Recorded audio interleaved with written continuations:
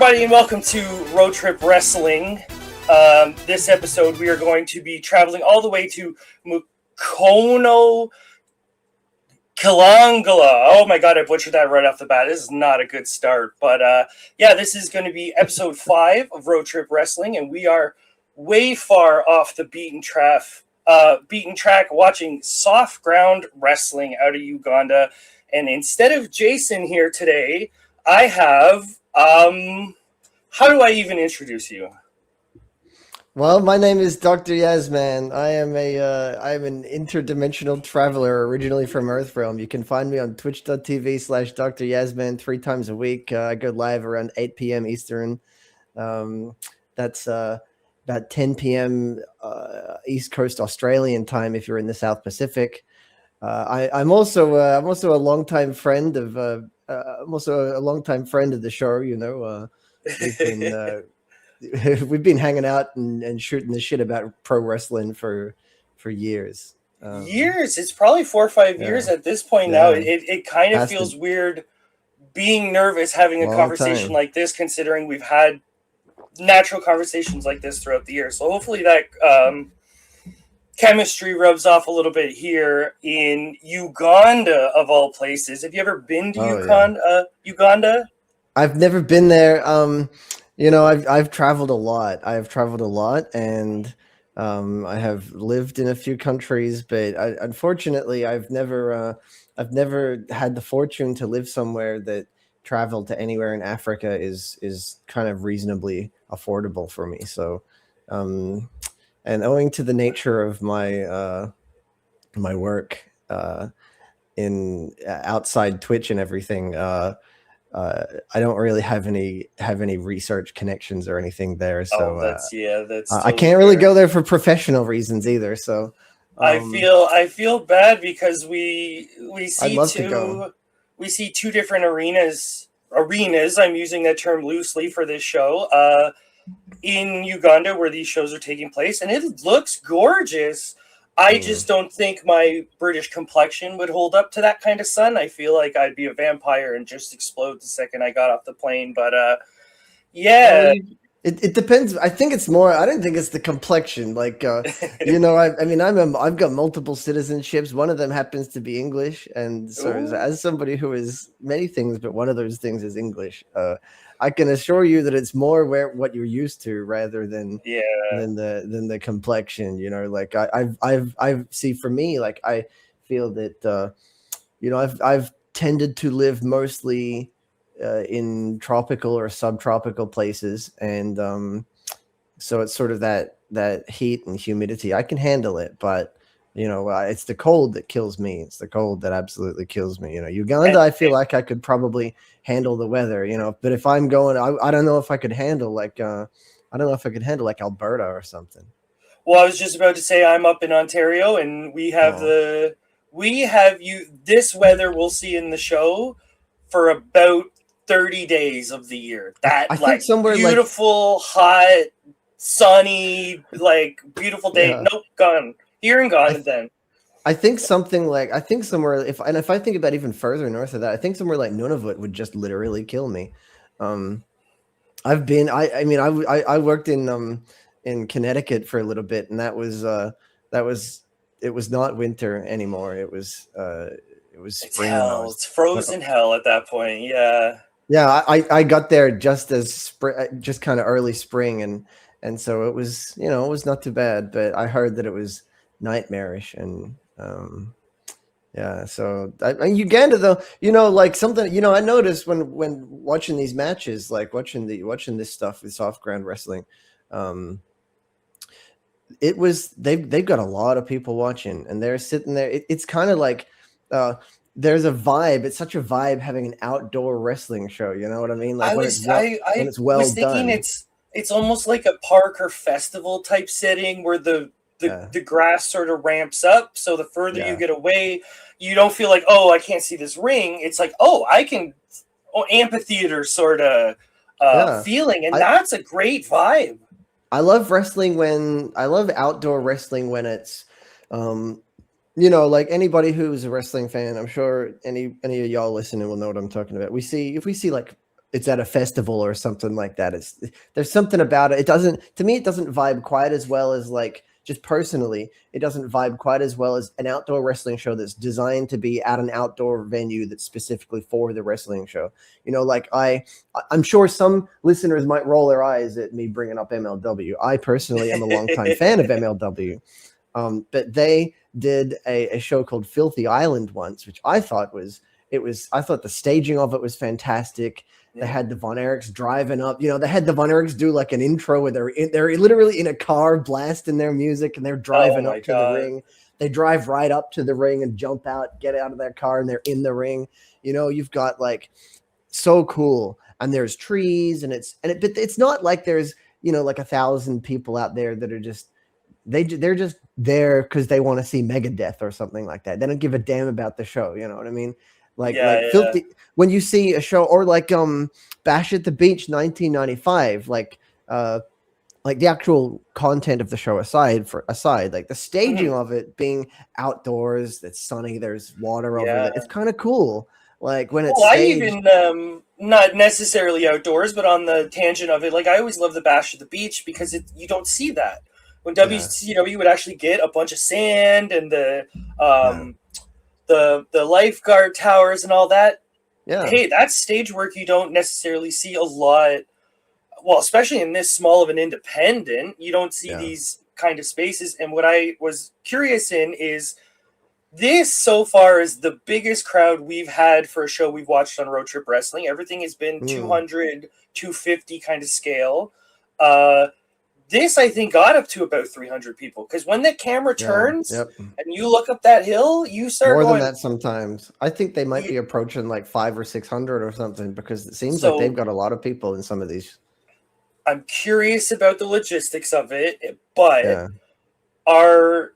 do they get away with not having a venue? They get more people in because now you don't have to deal with, like, fire codes and so and so. Right, yeah. Because we watched a show with Tokyo Joshi, and they had a hard cap limit of 250 people in their arena, and the show got 248. So I've been in one of those venues. Yeah, well, because when you're in those venues, you know, I've been in, when I went to a Stardom show in 2020, they were in, what was that? Shinkiba First Ring. It was in Shinkiba First Ring, and it's a really tiny venue.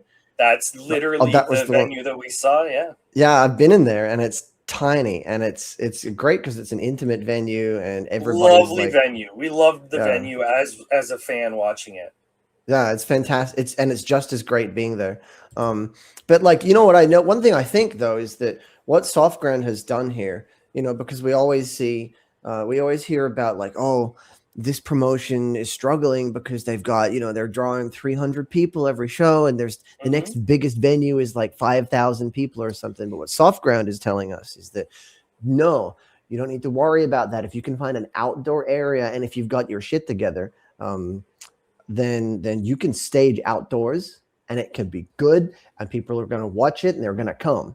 And I think that's awesome. You can just, even if you don't have a building, you can still do it.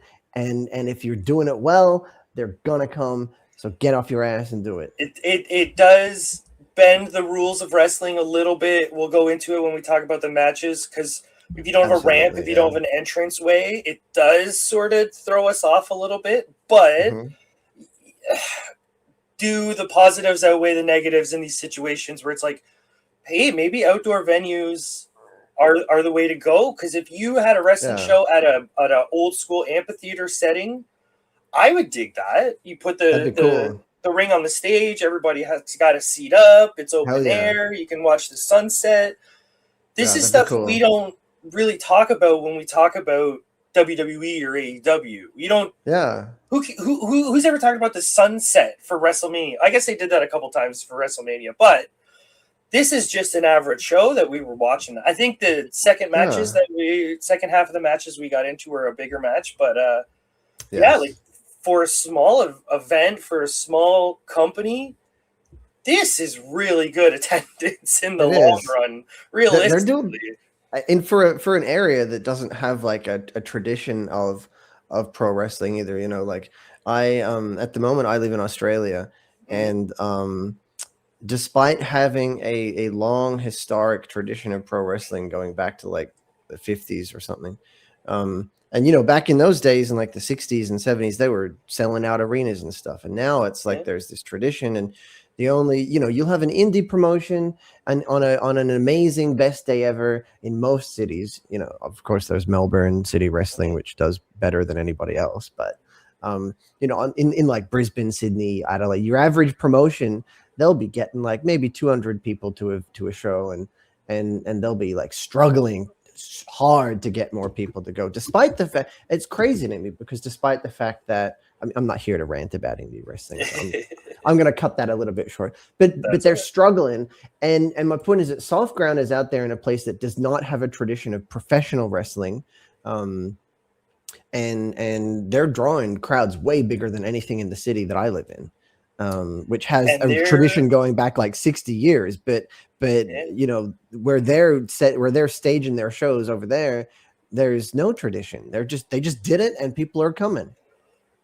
Yeah, I tried my best to look at some research to see if I could find like what was the spark. I couldn't find necessarily a story of he went to WWE or whatever. I never got one of those stories, but when I look at some of the Instagrams and stuff, it definitely seems that they get WWE over there. Oh, they do for sure. Yeah, and a lot of their wrestling style emulates that sort of high drama wrestling. Yeah, but it works for the crowds they get, because look, wrestling psychology, put it at its simplest, works on every single person. And when you got a crowd that's energetic to be there and they all look like they're having a good time, it's not hard to get them moving and shaking with the wrestlers. So yeah, they're fans. I think they have a channel called Super Sport that broadcasts WWE over there. I don't know if they have AEW, but they definitely have WWE. So there's a lot of parts of the world where there's a lot of wrestling fans, but they just don't have anywhere to go watch wrestling live. They don't have the history or the infrastructure. Like, I grew up in Toronto. That's historically a wrestling town. There's goddamn mecca of wrestling.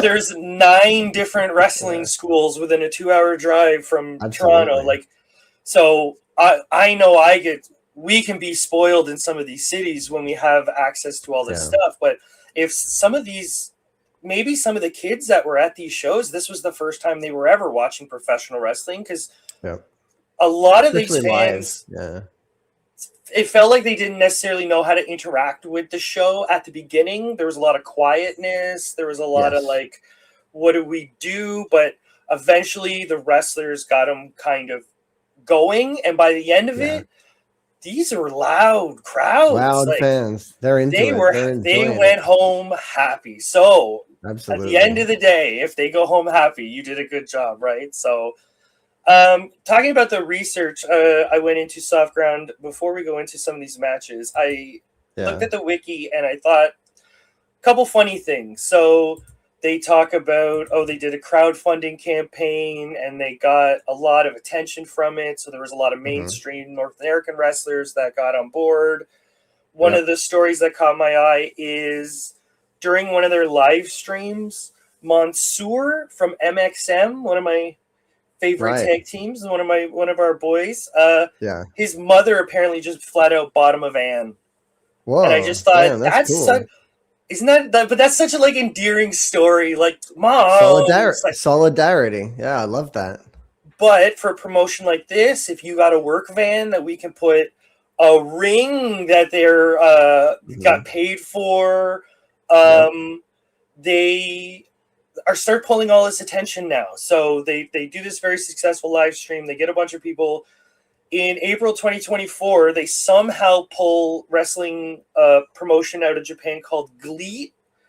Oh yeah, I'm sure you might be familiar with it. I think people maybe watching this show might not be. It's a little bit of an odd.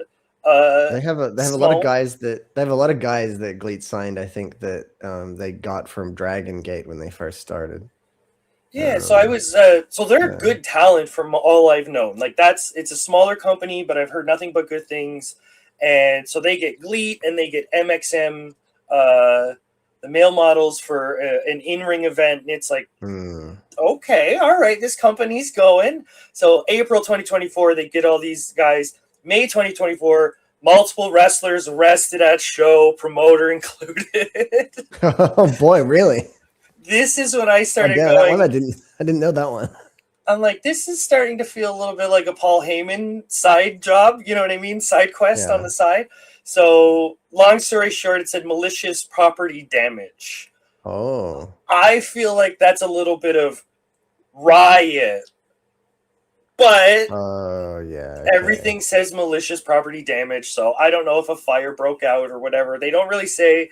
But what I think is funny is at the end of the thing, they say, and they paid off the cops to get out of it. It's like, don't write that part, guys. Come on. And it's in their wiki. Like, protect yourself. Don't. And then we committed a crime after the crime. So it's very Paul Heyman going so far. And what I thought was funny is the controversy section of Soft Ground Wrestling's wiki is actually bigger than their history section. And I went, oh no. So 2 of them I read and kind of went, these are lame. The controversies are mishandling of funds and risk of injury. Right. Oh, risk of injury. Yeah. Let's be real. That sounds like every pro wrestling company ever, right? Yeah. Okay, so I'm not, the last one here, sorry. Orphanage status. Orphanage. Sorry, just so we're on the same page. They are apparently an orphanage. So people can, I don't know how this is. I think what they're trying to project is they're like a dojo. You can come and you can live here and you can work and you can. So it's like I'm not saying that's what it is. Like a Young Lion kind of situation. If that's what they're doing, sure. I'm happy with that. That's fine. But apparently they're like, no, we're an orphanage, and they're applying for all this stuff. And or what I'm reading, they're not even registered as an orphanage or a wrestling company. So little bit of And as soon as I read that, I went, this is a Paul Heyman side quest, because this feels exactly like something Paul Heyman would have done in the early 90s or in the early ECW era of like, no, man, we're not a wrestling company. We're a family. We're an orphanage. We take people in. It could be. I don't know enough about that, but it could be that they might actually be running something, especially with they're getting YouTube revenue and they're getting international people donating to them and supporting them. So they might actually be doing something. And I'm not about to start assuming anything about the local culture or the status of living conditions. So who knows, maybe some people, the way we do here, but go, this isn't a revenue stream. They have a YouTube channel. If I start wrestling for them, maybe I can make some money from I hear some wrestling companies like traveling to different countries because depending on the exchange rate, they get paid better. So if this Ugandan company is bringing in American dollars, that might be amazing for them. YouTube's a big deal in a lot of places, right? YouTube revenue is a big deal in some places. And for anybody that manages to get YouTube a decent amount of YouTube revenue, it's a big deal. Like and subscribe and join us next time. And it's amazing to see that that's an avenue for them, and this is something they can do. And it goes to show how the borders and what the rules of wrestling are and how far you can kind of stretch them. I mean, if that's the controversies listed, it's not, it's not that bad, really. I mean, that's half of those things I wouldn't really consider to be, the risk of injury, that kind of stuff. I mean, the risk of injury, I feel like that's every wrestling class I've ever been to. They've always gone, are you okay? You kind of hit your head a little bit. Are you like, we're very self-aware that it's like rugby. I find with rugby players, they're self-aware that they know that this is a silly thing that we're doing. Yeah, you know what I mean. That's gonna get you hurt, probably. Taking a power bomb. Hopefully they've got medics there or something, the first aiders or something like that there. But well, I'll tell you one thing. There's a lot of independent shows that don't. I mean, this is why I think it's not really on topic, but this is why I think athletic commissions regulating professional wrestling is a good thing fundamentally, because one of the things they do in the United States, especially, and Mexico as well, is that jurisdictions that have an athletic commission regulating professional wrestling most commonly have first aid standards there, and in the states that have abolished that regulation, along with it goes health and safety standards that professional wrestling fucking needs. Yeah. Hey, I totally keep it on topic because this is something that we talk about when going through some of these shows is little things that make shows better or project better. And if I'm ever watching an indie show and I see in the back that there's a paramedic just sitting there bored, Absolutely. two big thumbs up for me. You guys are 10 on 10 show now in my eyes, because if anything does happen, we have someone here and they have like a neck brace and they have all the tools needed. Because we saw a show on last episode of Road Trip Wrestling. We were in France and they did a stage dive. The guy powerbombed the lady off the second story. Right. And I was having a laugh because when they carried her out, they just picked her up. Like, you grab one arm, I'll grab one arm, and I'll grab her head. And it's like, no. Like, don't do that. She was fine in kayfabe. I totally understand. But it was just one of those, we would have to get a gurney. We would have to pay for this. Like, for small companies, I get it. But yeah, let's not project bad safety standards when it comes to professional wrestling. Absolutely. But with that out of the way, let's get to the matches.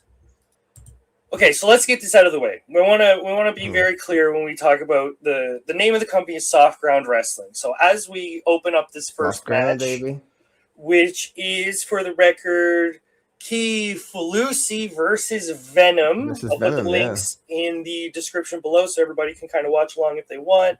But the second it opens up, this is literal soft ground. They've what's the word I'm looking for? Tilled the dirt. They've worked the dirt in a way.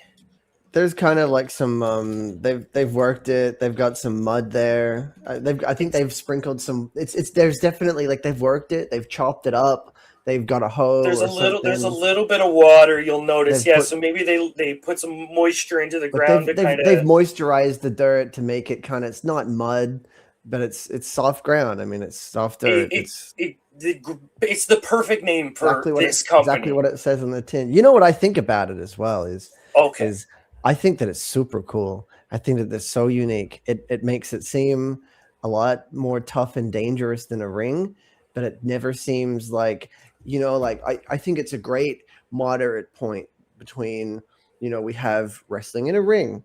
Yep. And then we have deathmatch wrestling where it's like, oh, I'm slamming somebody on the concrete and power slamming a guy into glass and stuff. Not everybody wants to see that level of like. Well, even a popular style up here is literally they just say no ring wrestling, and it's at a bar or whatever. And it's to your point, it can be very much a different side. Yeah, but soft ground I think is a nice midpoint, because if we want to see. If we want to see like wrestling and we want to see it a bit like more hard hitting, but not too shocking, like the soft ground seems to me like a perfect midpoint. It makes it seem a bit more tough, a bit more dangerous, and some moves hit harder. There's a point where there's a few points actually. Like there's a guy, Michael Mobius, his name is.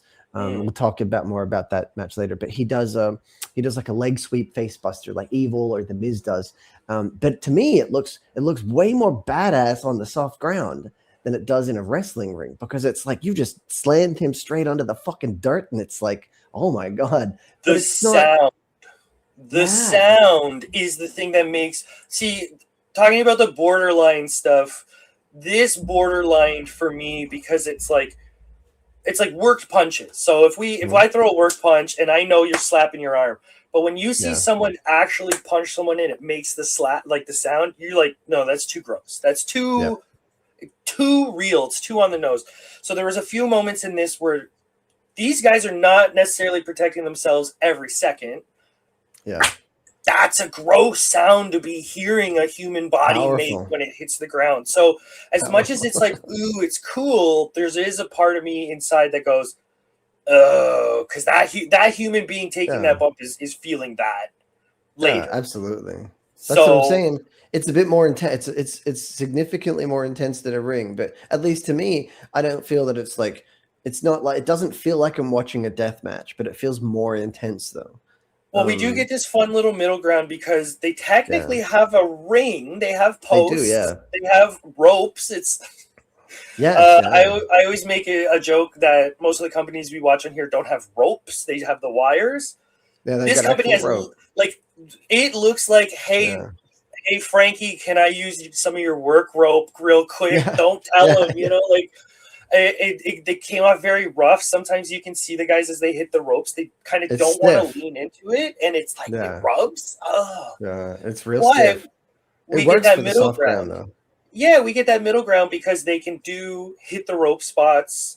They Yeah. can do well. I was gonna say they can They can do go to the top top. ropes, but their top rope, I feel like we would pan to the corner and it's like a meter square of a fence that's just like a bunch Yeah. of sticks wrapped together. So they technically do have a top rope area, but it's very rickety and it's probably as safe as the rope turnbuckles. But we have a fair middle ground. We have small Yeah. elements of traditional wrestling with Yep. a variation on the normal take of it. Yep. And it's like, I kind of like that it's not so elevated, especially in this Yeah. crowd looking down. Like, this is A ring being lower to the ground, even when it's a ring, I think there's something really cool about it. Even a ring that's quite low to the ground. There's a short boys, promotion. we call them. Yeah. Yeah, yeah. There's a promotion, an indie promotion I used to go to, called Venom Pro Wrestling, um, and in the next city over, and they have traditionally they have their ring like right on the ground, like Mm-hmm. there's still like a little undercroft area, but it's A only foot, like or yeah, like it's a little, yeah, it's like a foot, it's like a foot off the ground, maybe a foot and a half, something like that. And it's like, but it damn, it's so cool, it looks cool, it kind of like, and when they're I like it.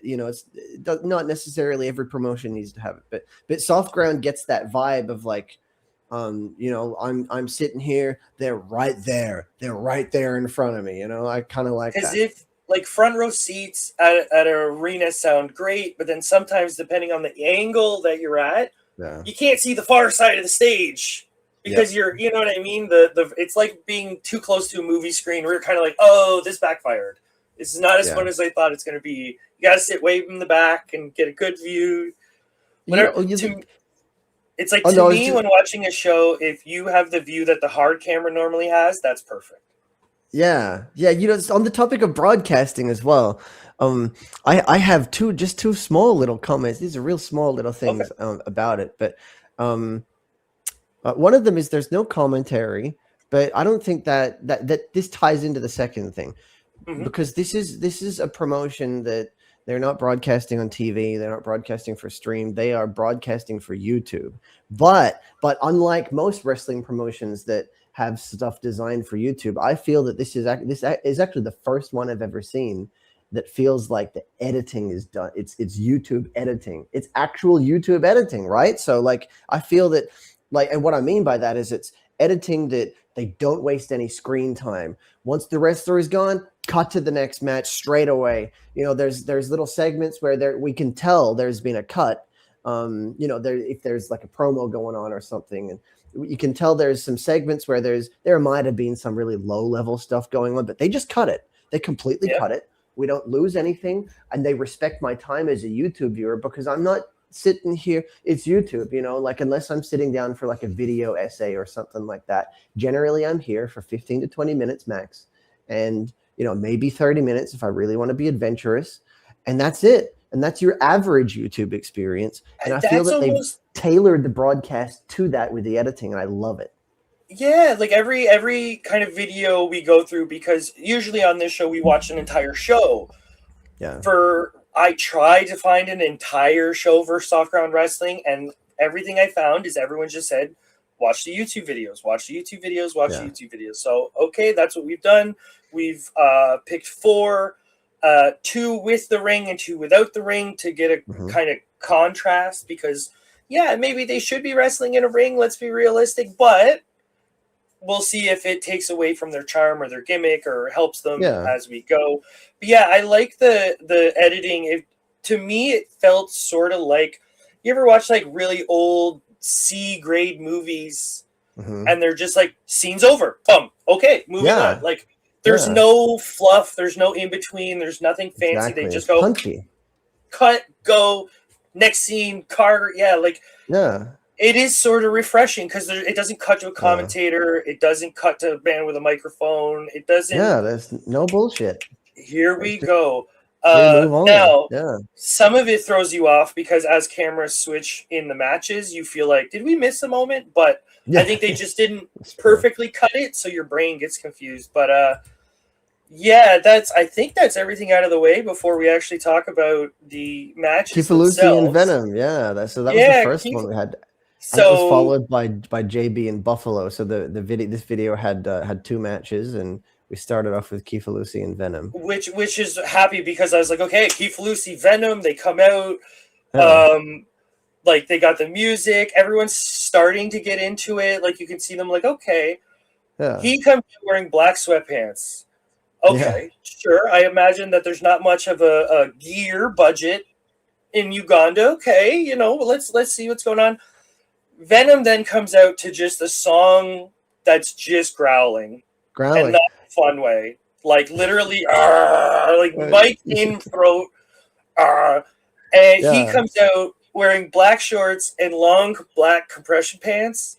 And they both have similar shortish hair. And I went, you guys you're not helping me one little bit. No, the only way I was able to tell is because as a first time, this is not the first time I've seen Soft Ground Wrestling, but like as a first time seeing these two guys, like the only way I was looking at him, I was like, okay, this guy's got drawstrings hanging out the front of his pants, so that's Keefe and I was like, okay, Venom's the one that doesn't have the drawstring, and then I had to keep going.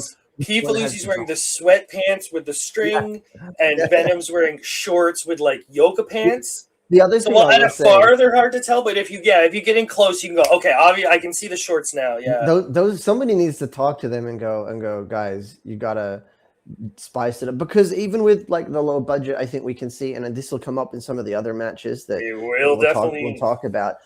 There are guys that do very creative stuff with their attires. I think, and I think these two. Another thing I would say about this match is this is just a very personal thing. I think a lot of people will disagree with me, but I've never been a fan of entrance that's no music or is just a looping kind of sound. I don't like the no music entrance thing. I've never liked it. I've seen it in the United States. I've seen it in Japan. Never liked it. I have yet to see a single incarnation of somebody with a no music entrance that I like. On that note, my notes in here is, man, I miss Jim Johnson. Because he would have went growling, okay, but let's put like a boom, boom, boom, boom, boom, boom behind it. So now it's something like a Vader or an earthquake, like, like a rhythm. Little guitar bit under there or something. So, okay, now we got something. Like the closest I can get to the plainest entrance I'll allow is Scott Steiner. That's about right. The siren. It's just a siren. That's you can't trademark a siren. So okay. At least he had that kind of. At least he often with the siren he had the. There was a little bit of. A siren is also at least somewhat of a pattern of rhythm. Like it's not just someone going. And it like let's be clear, when we're talking about grappling, it's slowly going up and down. Yeah, yeah. Like this isn't someone who went and got like Skyrim level voice actor. This is literally just someone going into the microphone. Yeah. It's what do they call it? Maxing out all the levels. Like you know what though. This like my reservation about Venom's entrance aside, like the music. I mean, he came out. He goes. And he's got a big black. His tongue is jet black, and I'm like, oh, that's kind of cool. And then they got in the ring, and at least I thought they went pretty damn hard. Yes, they were like beating the hell out of each other, and I was like, big dirty lockups. Yeah. It was nice. It was entertaining, and it went from like a it was short and intense because pretty quickly there was some interference. This actually legit gave me heat with the show because I was like, okay, I'm a new fan. I feel like there's a rule in wrestling where they just say every time that you're in the ring, assume this is a new fan watching. That's sort of a general rule. So I'm like, okay, I'm watching the show. This is new stuff. I'm kind of like, okay, a lot of this is odd. It's weird. They lock up, and I kind of go, oh, okay. They start like throwing hands. And I was like, God, they're having a good okay. match. Here we go. They're lighting each other up. And then, someone does a run-in wearing a wetsuit, and I went, what? What are you guys doing? But I was kind of relieved because I looked around. Apparently, the fella that comes out is named Bullet. Bullet, that's it. I didn't catch his black wetsuit, but it's got like a blue stripe. Like it's like a Bruce Lee outfit, but with black in the middle and blue on the outside. So at least someone stands out. But now the problem is he's beating up one of the people, and it takes me 30 seconds to go, who is he fighting? Which one? So I think he took out Keith pretty quickly, and he chair-shotted Keith, and then he just proceeded to beat the ever-living hell out of Venom for 5 minutes straight. I want to politely correct you on this one. He did not chair-shot Keith. He murders this poor man. This is like Undertaker, Ruthless Aggression, 2005. I'm mad at you, chair shot.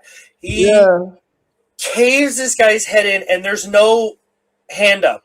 Like, there's no little protect yourself. No, that's nasty. You just see him like brace for impact and wham, and it's like that rides the line.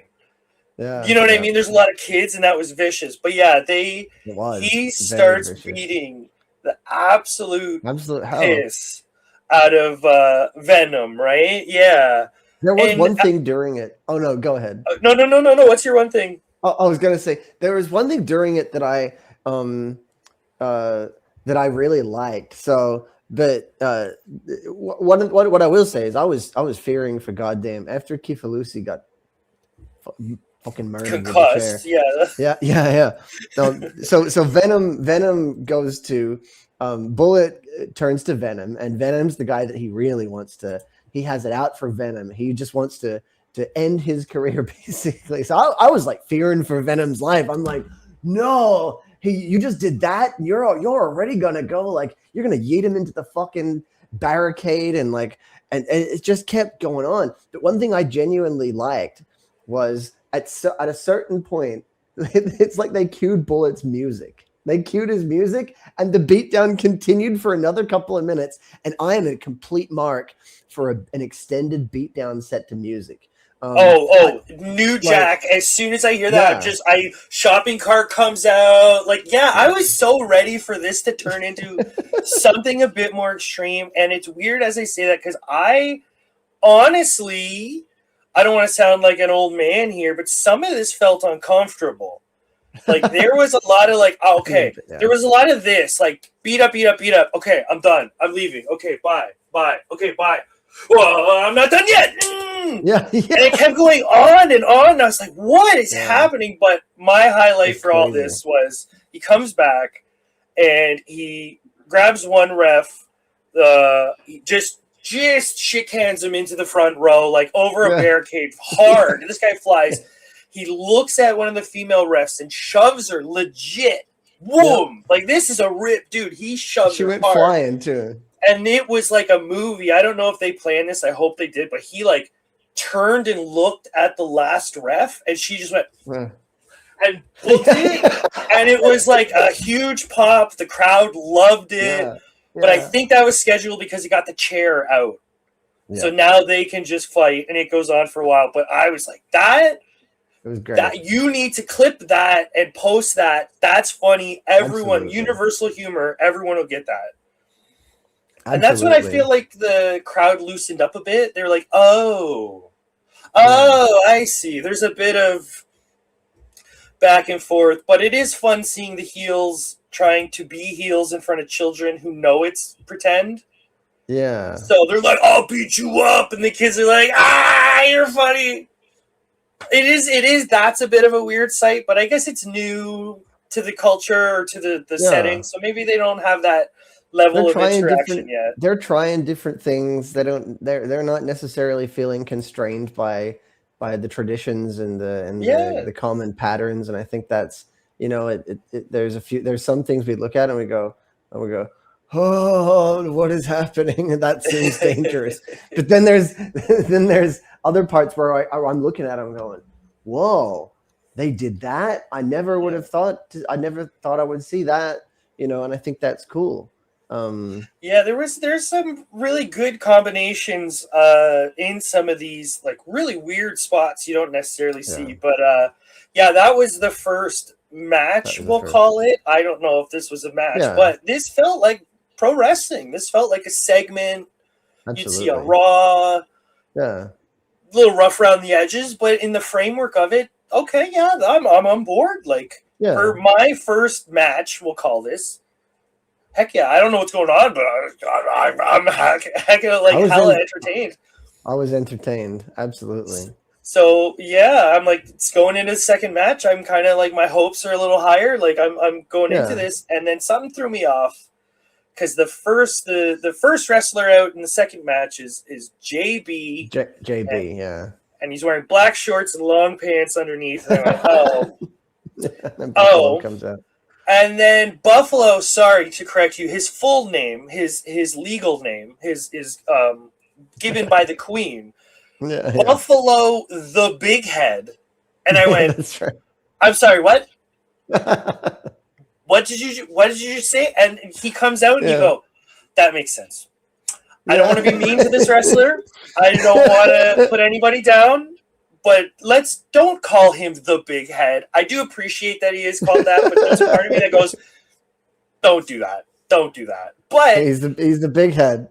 And like, as we go into the match, he's the heel for the match, from what I can tell. So this is perfect for a heel because they have fuel to go at him.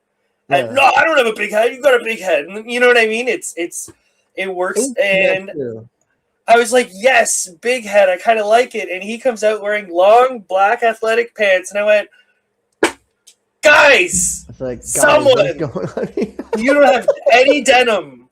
You don't have any, like, I always hair, nothing going on. I always tease people where it's like indie shows, they're wearing, jean shorts and t-shirts. And now we're second match and I'm dying to see jean shorts and a t-shirt. But, we get to them eventually, but not in these two matches.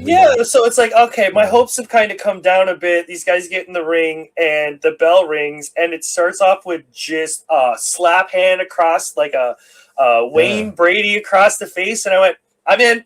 I'm back in. Buckle up.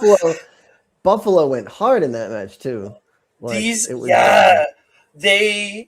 it's a very basic stuff, I would call it, but it's all very tight. It's all very stiff. My only kind of highlight is there was a moment where Buffalo gets JB into a hammerlock and like puts his arm way, way, way too high, and then picks him up and like dumps him, bam, onto the ground. It's a good spot. It's a traditional kind of thing. But because of the soft ground, I don't know if there was some water or what it was, but it was a smack. And I was like, too real. Feels a lot tougher. So we're riding this line of like, where does strong style sort of end and where does you're just beating the crap out of somebody begin? Exactly. You know what I mean? But like, hey, I'm here for it. I don't have a lot to say about this match. I enjoyed it. I enjoyed it. Yeah, I didn't make too much. I didn't, I was taking notes while I was watching these, and I didn't really write too much about this because I was just watching it, and Buffalo was beating the hell out of JB, and it was a fun match. It was one of those matches that was good as I think it was well selected to follow the what we just saw. So hopefully they planned it in the video because this is two matches in the first video we found. So maybe they thought, people will be disappointed. So let's put on a solid match. I do notice now having to watch wrestling for review's sake, there are a lot of matches where the only thing you can really say is I can't review this because I got sucked in. Yeah. Like it's like I don't know if Dave Meltzer ever feels this, where it's like it's hard to go back because you can't take notes. You're just like, okay, real, I'm absolutely. in. I'm like, next thing you know, you've gone 20 minutes and you're like, oh, I've just watched the match for the third time. I've been trying to do research and I just get sucked in. My only highlight, the only thing I could take away with it is I would go to JB and I would say, there's one thing I didn't like. In his sort of comeback, and as he's doing his fight back routine, he does the gold dust bump punch. Oh yeah. On the soft ground? No. Do it in the ring. Do it in the ring. Don't do it on the soft ground. That spot was the only spot that made me go. Terrify some people. Don't bump yourself. That's my favorite thing that Goldust does, by the way. That's just my favorite move. That's my favorite move that Goldust does. It always looks cool. It sounds cool. On the soft ground, it feels, it's one of those self-defeating. Things. The nature of it feels like you've got to be showing off. Like you're showing off doing that, because you're gonna cop a bit of damage. You're gonna cop some real damage doing it there, and so you're a bit overconfident. And he Buffalo showed him what for after he did that. So there's a lot of in my notes, this bump is gross. This bump is gross because there's a lot of wham coming down. I believe, pop-up powerbomb onto the dirt. I'm good, bro. I'm good. No. You just roll me up. This is one of these matches where it's like, okay, they're working good. Like this is solid training. One thing I noticed is they start working the opposite side for a bit. Yes. So what I mean by that is in North American wrestling, they always work the left arm. Yep. In Lucha, they work the right arm. So sometimes when people are very, very experienced, so you'll see people like Zack Sabre Jr. or El Desperado, who's been around the world for the last decade. Do a bit of both. They can switch. That's fine. Yes. These guys started switching, and I'm not sure if that was accidental or on purpose. There was a little, and then they switched back. So it was like, it wasn't for a spot. It's like maybe they messed up and then got corrected and then kept going. But I often wondered. I frequently wondered watching SGW, watching all of these matches. Like I wonder, their training seems to be for a place that doesn't really have a real tradition of wrestling. Like their training seems to be pretty good for a place that, I mean, you can see them, some of the mistakes that they make. It does happen. Rough around the edges. Yeah, it's definitely rough around the edges. But for being where it is and for having what must be fairly limited trainers and fairly limited experience from the trainer. I mean, there's no Lance Storm Academy that you can go to. There's no Al no Snow. Paul London. There's no fucking Santino. Wigan Snake Pit. Yeah. So they're doing some of these guys, some of them are pretty good for the training that they're limited training. I don't know. There are specific moves in some of these matches that I would call excellent. Couple power slams, couple basic moves, but you're like, that was beautiful. Whatever you're doing it right for that. But then there's other moments where they go to hit the ropes and you go, "Ooh, that could a little bit of work." You know what it's like. What I kept thinking of is it's like watching in New Japan, watching the Young Lions when they get outside of their box a little bit, because the Young Lions in New Japan, for anybody that doesn't watch New Japan, the Young Lions are the trainees and they wrestle in every show, the ones that are allowed to. And they are only allowed to do a very limited set of moves because the philosophy is that we want them to get good at the basics before we let them. But sometimes we see them in settings where they go outside of that box, and sometimes it's like, whoa, nice. And sometimes it's like, oh, please don't do that again. We appreciate you trying things. Stop trying that. SGW with some of the SGW wrestlers felt a lot like the New Japan Young Lions in that sense. I think it kind of fits them though, because very good at the basics. You were in a place that doesn't necessarily have a wrestling culture. Like if you go to England, if you go to some Ireland, like there's places all over the world that have a culture. It's historically built in. So they're reaching for things like, some of this felt very like, is this how you act in local dramas? Because the acting in this is way worse than WWE, and I don't mean that in a bad way. I mean it in like, whoa, you, like there's a lot of, it's way over the top, but hey, so are like telenovelas, so is like Coronation Street, so I'm not going to complain.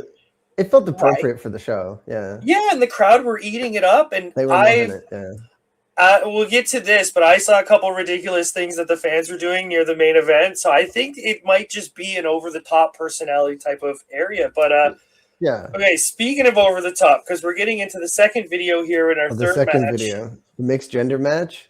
Lapinda and Nagudi versus Hope Michelson, which is not a name I thought I'd be hearing on a show like this. And, well, we don't even get there, because these two come out, Lapinda and Nagudi, and they cut a promo, which my notes here is Lapinda looks like what Lisa Simpson wore for the Christmas special, where it's they looked cool. Yeah, they did look cool. They did look cool. Now Nagudi is wearing. Blew my mind. What the hell was it? I don't know what it was. He's got his whole body painted from the waist up, including his face, and half of his like. So there's another match later on where he adds even more. But in this match, half of his face and part of his chest are like, he's got on his face. He's got, it's like something sand. It's like, I don't know if it's like it you know what it looks like. It's not. It's not this, but it's definitely not this. But there's a food that they have in Ethiopia that is like popcorn, but it's made from what's that grain? It's made from this grain that, you know, in Australia and the States and Canada and stuff, it's a grain that's most sorghum. Sorghum. Normally, like in our countries, they give it to cows, but you can eat it and you can actually make popcorn out of it. And it makes these little tiny baby popcorns, and it looks like he had pop sorghum all over his face. It's like for like a local like a North American reference, I would say it's like, if you're just mind's eye, we'll have an image on the screen, but in your mind's eye, it's like porridge. It looked like porridge. I honestly thought he'd like just put glue on half of his body and then rolled in sand. Yeah, like but it also kind of it sometimes it looked kind of fabric, sometimes it looked kind of like a grain, sometimes it looked kind of like sand. And I don't know what it was. I've never ever in my life seen that. And never. And when you first see it, you think it looks great, and by the end of the match, I had a different opinion. But these two come out and cut what I'm going to call a French-Canadian WWE promo.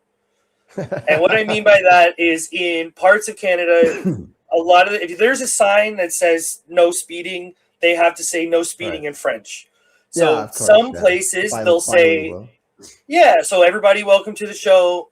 In French, everybody welcome to the show. So it felt very, even though this is halfway across the world, it felt very local to me, because they were going, and it's like, okay, this is great. And it was a very like, I don't like you promo. You're the worst.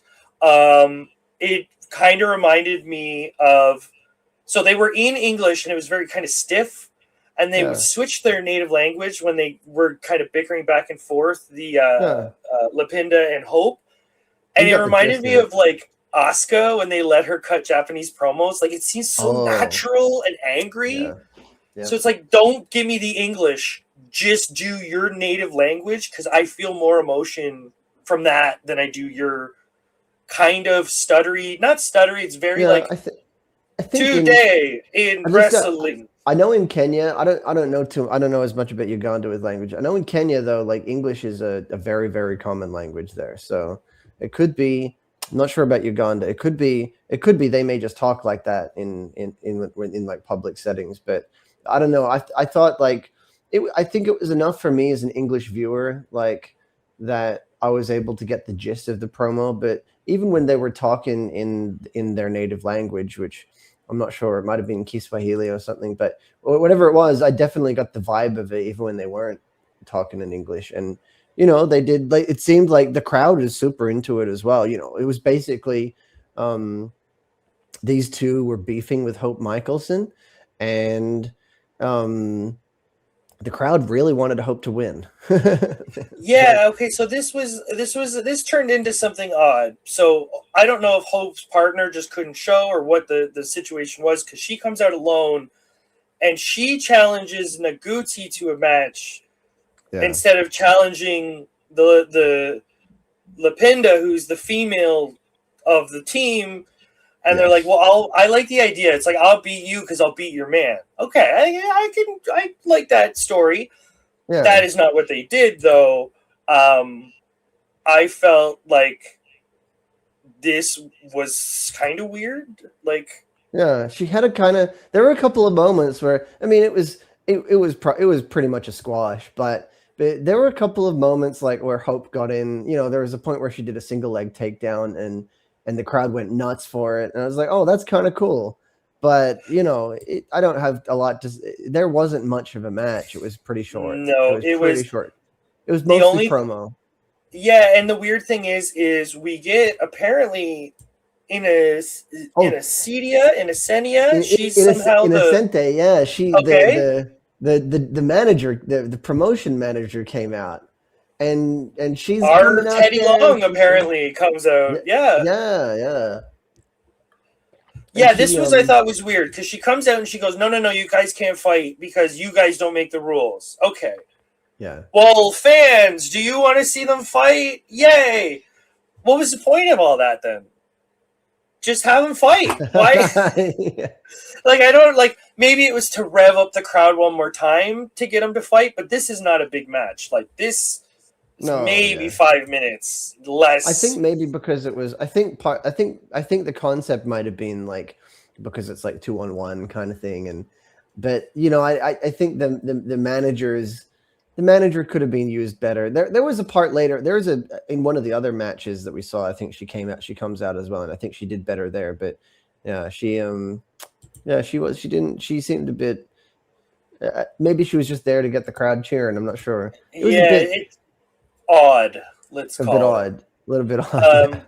I do want to give. I know we don't have much to say because it was so fast. I will give credit to Hope Michelson real quick because she comes out wearing a black sports bra and like snake skin. They look like snake skin from far shorts, and I was like, someone's wearing not black pants. She comes out. She's got the red sports bra. Naguti's got this wild ass stuff on his face. Yeah, everyone looks great. Lapinda has this like this straw traditional outfit on, and it's like grass or straw.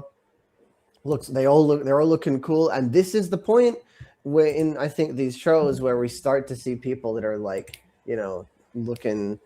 They're doing more. We got to do something to stand out compared to all these other people. This is where, because the next match that followed was Mesh Williams versus Michael Mobius. And speaking of appearances, I bring this up because the second I saw Mesh Williams, I was like, he looks cool. I'm going for him. And because at least this segment, when we've got Naguti and Hope and then Mobius and Mesh, like these were both matches where I at least for me personally, I immediately knew who I wanted to cheer for. I immediately wanted to cheer for Hope, and I immediately wanted to cheer for Mesh Williams. He had these kind of dreads, and it was like kind of. I thought they looked like I thought they looked like capoeira pants he was wearing. Yeah. Like loose, but like kind of not like jeans or sweatpants. They were more like slacks, but not formal. Like, okay. His demeanor too, the way he carried himself, like he had charisma. He had charisma, like and so his opponent as well, Michael Mobius, was pretty funny. I thought they were like there was a pin during the match. There was a pin attempt by Mobius where he looked up. So this was just a basic match, right? And I think the concept of it was that they both really wanted to win, but they're both clearly characters that are very, very confident, and they're very like braggadocio kind of guys. Here's two of the big bulls, kind of. Yeah, and they're stopping to taunt each other constantly, and they're talking smack to each other and to the crowd and to the ref constantly. But there was a point where Mobius he goes for a pin attempt, and every single time she hits the soft ground, he goes, and he grins, and he has this huge grin on his face. He's like, yeah. Every time. Yeah, it's this weird, like, over the top presentation from some of them. Like, so we get partway through the match, we get I call it a semi-blue thunder bomb onto the dirt, which I thought was gross. That's it. That's your match. Done. Like, great blue thunder bomb. Pop. 1, 2. He stops his own count, which I thought was weird, because don't start to count. Okay, whatever. So he stops the ref's count on 3 and goes, I'm still teaching him a lesson. Yeah, that's right. Yeah. And I was like, I don't understand that. Like 100%. The crowd did, because they were just like, ah! they peaked up for this. And I was like, okay, they got the crowd in. They popped for a kip up and a power slam. Like that power slam though was gorgeous. I wrote in my notes. I just wrote nice power slam.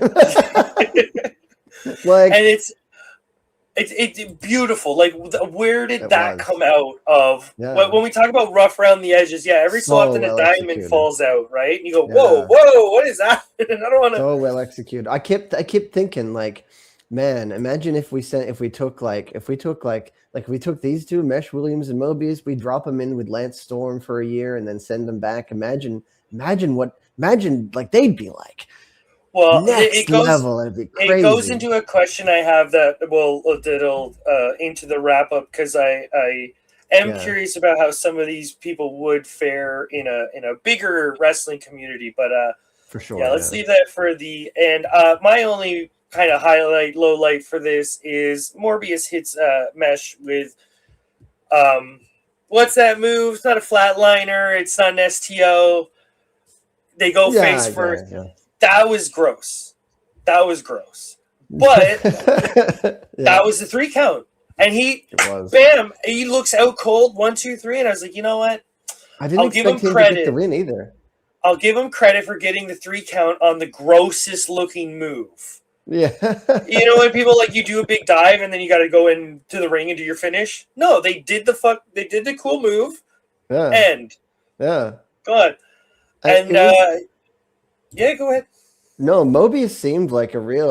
I was really impressed by Mobius, because the first impression my first impression with the entrances was Mesh Williams looks like a badass. He's acting like a badass. I want him to win. And I saw Mobius and I was like, oh yeah, he's just a guy. And then Mobius talked a bit of trash, and he was like, it was kind of funny. He was kind of funny, and I was like, oh, this guy's a bit of a silly fucker. But then as the match went on, it's like he just slowly turned it on more and more. And then by the end, I was like, damn, he can really fight. And I thought those two had really good chemistry. So like I wrote this in my notes, like I would watch these two wrestle again. Yeah. This really was one of the better matches that I've seen for this podcast. Like, and it might sound odd, like here's out of the blue these 2 random people, but it's like you're doing the right things at the right time. You're selling when you need to be. You're over the top. Like there are a little bit of pits and like pitfalls here and there in the kind of logic, but hey, I'm not the local person watching it. I'm just some random guy across the world. So one thing I thought was weird was not weird in a bad way, but after the match, was it Morbius that cuts the promo Mobius, yeah. He does it not in English, but the crowd is eating it up. Big Yeah. smiles and all the faces. Everyone's having a good time. And as he's getting out of the rope ring, he does the good old fashioned trip on the back foot, do a little ass over tea kettle, and the crowd pop like they're, but not in a like ha ha ha laughing. They're like, this is like. They're fully on board at this point. Like, we are ready to go when it comes to these fans. He seemed. I think I'd have to watch a few more of his things to kind of pick up, really say with confidence. But I get the vibe that he's one of those guys that does funny stuff regularly. Like I think he might be a bit like maybe a bit like, not as extreme, but he seems a little bit like a Yano or a Taguchi where he can be real good in the ring, but he does some funny stuff regularly. Maybe not kind of to the extent, but like not nearly to the extent. I put Kurt Angle into that pile a little bit because Kurt, absolutely, while he could wrestle, always had that little bit of mischievousness. Like you could tell, cheeky grin. Kurt was a silly little guy. Even though he's a wrestling machine, he was the goofiest. But that's the feeling you get from this, is like he's a serious wrestler, but he has that, like, the way he'll turn to the fans. You like, this person wants to entertain. This Kurt Angle's the natural entertainer. He's the better reference point for sure. Yeah, I came away really liking him.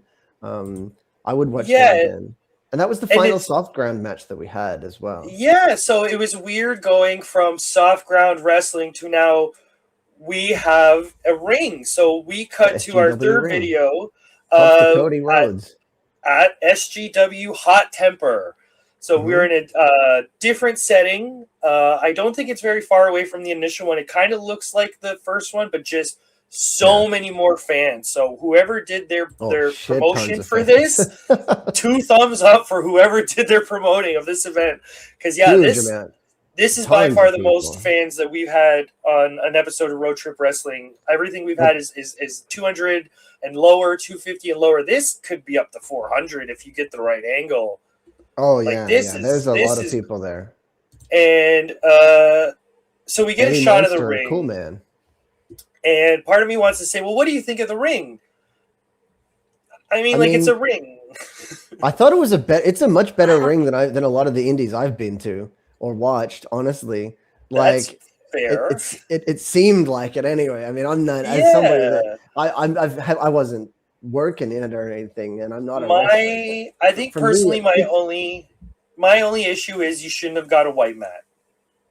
Oh yeah, for sure. Yeah, all the dirt on it. Yeah, that's my only issue.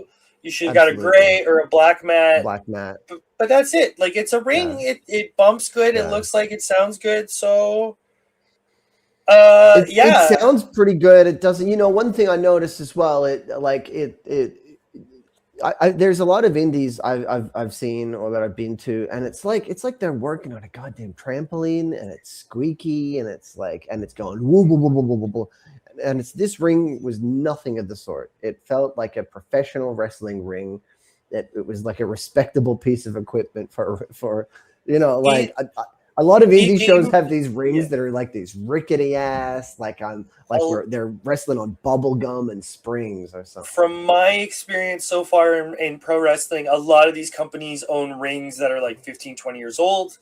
Because, hey, we don't have 20, 50 grand to buy a new ring, so we're going to spend $2 to get this old ring, and we're going to try our best to keep it in shape. Yeah. This, to all credit to whoever did the crowdfunding or whoever, you said it was Cody Rhodes, this is a brand new ring. Yeah. The posts were even, the ropes were tight, the turnbuckles were secured, there was no duct tape. There was not a single piece of duct tape, and for a show with under 1,000 people going to it, that's a bloody miracle in my book. Like, so they actually on that Cody Rhodes thing, he donated that. He he actually appeared. So there's if anybody listening to this watching us, like, go to the SGW, look for Cody Rhodes. He actually appears, and he worked a little bit with them too, like. So he went out of his way to help them. So hey, maybe that's where they learned that power slam. Maybe, yeah. I mean, I'm gonna teach you all 5 moves and I'm gone. But I thought like they like the money was well spent because it's a good looking ring, and watching this match, Eddie Monster and Cool Man, like it performs too when they're using it. So okay, so Eddie comes out first wearing green sweatpants, and I thought, oh man, more of this. And they go, okay, coming out next is Cool Man, which I went, this is very like new gen name. And this fella comes out and the crowd go nuts. Yeah, they know who this guy is. They love this guy. He comes out pumped. And I was like, oh, all right, here we go. And then they showed an image on the screen that said handicap match. Eddie Monster versus Cool Man. And I went, you know, for every up, there's a small down, you know? Well, so I looked in, I wondered about that. So I paused it. And I think the concept of it was, right? So I saw that they had written somewhere that it was billed as a handicap match because the idea was that that Cool Man had been through all this really brutal training. So it's supposed to be like his body is all fucked up. Like he's tired, he's exhausted. I think they're billing it. What I think they, it's more. It feels like it's more along the lines of what's that match TNA does where they get locked into the boiler room and Monster Brawl. Yeah, Monsters Ball. Is that the one where they get locked into the room for 24 hours with no food and water? That's really the kind of match. That's what we've really got. I think except only one person suffered that. Phrasing. Yeah, you just could have phrased it about like handicapped. They called it a handicap match, but it's not what we would call a handicap match. But it's not a 2-on-1. It's not a tag 2-on-1. Once you know the backstory, it makes more sense. It's just a very, very jarring name. That screams, you know, when Japanese wrestlers have nicknames and when you say them over in the West, Loose Explosion. Heat Storm. Yeah. That sounds great when it's coming out of a Japanese announcer, but when you have Kevin Kelly saying it or Excalibur, you're like, oh, it doesn't have that same gene blast. You know, Heat Storm, I have a particular beef with because I am a person who I love when I'm watching wrestling. I'm just gonna, if I'm enjoying the show, I'm gonna completely go along with the story. I'm gonna try to immerse myself in it, just try to believe it for the duration of the show. Yeah. And one thing I really fucking hate so fucking much is when a wrestler uses insider slang in the show and breaks the fourth wall. I don't want to see a wrestler saying, I'm getting all the heat, guys. I'm heel. Like Dolph Ziggler with his boots that says, or on his ass it says, I'm the heel or something. I hate that so much. So Heat Storm, I don't want to, I know they're probably not, maybe it's not meant to be a double entendre. I don't know. But I see heat in a wrestling show and it's like, don't break the fourth wall. You know what? I never thought of it as like heat, wrestling heat. I always thought of it like Heat Storm means more like a intense tropical, like, you know what I mean? That's what I was thinking is you're going to get these like crazy winds, tsunamis, like heat storm. Like this is going to be an intense environmental, but again, like on the topic, it's like, it doesn't work outside of that context. When you bring it to North America, everybody Yoshihashi used to have Loose Explosion. And that one always, like, I get the idea of it, of it's an explosion that's a runaway, you know, it's like it's gotten out of our control. It's out of our control. It's like a bomb that's just erratic instead of the phrasing. I mean, it's loose explosion. It sounds like you've got diarrhea or something. And now, does this apply to the name? Or something? Is this what we're talking about? Apply to the name Cool Man? I like the name Cool Man. It's kind of stupid. But that's what I mean. Like it's like 1980s. It's like 1980s kind of United States 1980s kind of wrestling. You know, I'm Sergeant Slaughter. I'm Captain Crusher. You know, like remember WCW had a rapper in the early 90s. It was PJ something or something news. Something news. I was But gonna it's say like, Too Cold Scorpio had a rap video as well. well, Two Gold Scorpio was a legit awesome person. But Too Cold Scorpio. PF News or whatever it was. But yeah, if you put Cool Man next to PF News or whatever, like if you put Cool Man next to some of this stuff that was on like WCW Saturday Night, like Roadblock. Oh yeah, he'd fit right in. Yeah, he'd fit right in perfectly too, because he was. I want to be clear on these guys, because we're not talking about like their physical look. No, they're all jacked. Yeah, like no, they're jacked.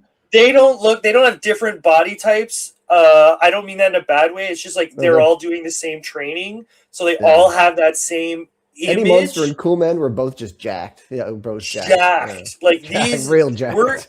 We're getting to the point now where I wouldn't want to fight these guys for real.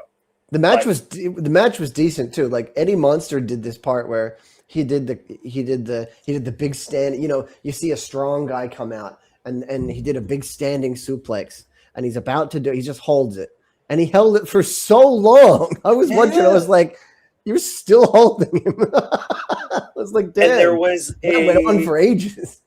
There was a belly to belly in this early off in this match that the crowd popped crazy for. And I am going to call this an excellent belly to belly. Like this, I will put up there with the Steiners, like whoever these guys are training with, whatever they're doing. This is fantastic work because it's all strong and tight and a little bit silly, but not in the work. It's silly in the drama, which is that's fine. It was a good match. I think it fell. I think the only my only criticism of it was that when they were just wrestling, it was great. But there were a few parts where there was a run in and then somebody else ran in and they didn't do anything. They kind of towards the end they ran in. So the Stooges ran in midway during the match. And one thing I will say, like their attire, they looked kind of goofy. They looked like they would get totally wrecked if they got involved. But they looked like the kind of guys, they looked like these shady London gangsters where you look at them and you go, these guys are gonna get fucking killed. But when they actually get involved, they do get killed, but they get a good shank in at the last second with their Rambo or something like that. That's what I thought about the Stooges. They may have died. Get killed if they.